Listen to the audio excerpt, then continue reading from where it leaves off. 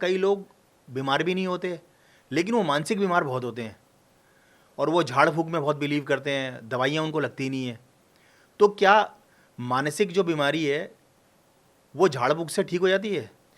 नहीं, झाड़ फूक से ठीक नहीं होती है। असल में क्या होता है, वही अज्ञानता ही है। हाँ मतलब बिल्कुल, मैं ये कहता हूँ, अगर झाड़ फूक से ठीक होती तो फिर एक भी हॉस्पिटल ना होता। बिल्कुल सही बात है। समझे नहीं जी? तो एक से एक हॉस्पिटल है। अब चाहे एम्स में चले जाओ, कितनी भीड़ है। मतलब झाड़ फूक भी करवा लेते हैं, फिर रोग हो जाता है। वो क्या होता है, मन के जीते जीत और मन के हारे हार है।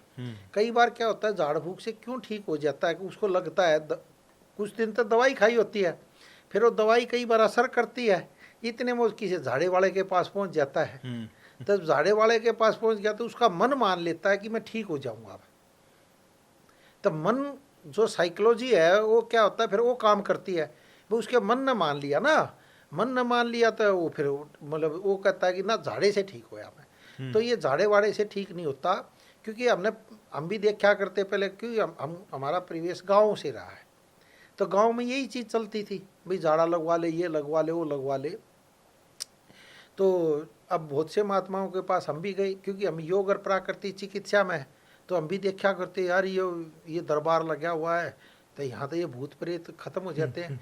क्योंकि हमारे जो, जहाँ मैं रहता था वहीं पर साथ में भूत प्रेत उनका आते थे, कहते थे वो भूत प्रेत आते थे।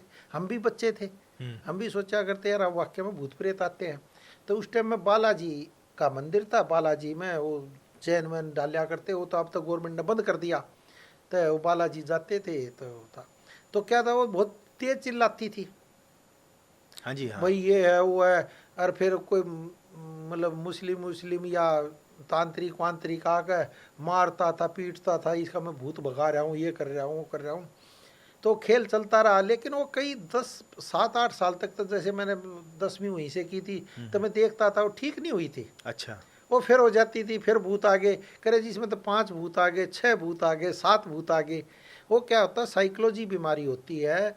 तो फिर क्या, आदमी अगर भूत होगा तो सारी चीज़ ना बता देगा, सही बात है। बता कुछ नहीं पाता था।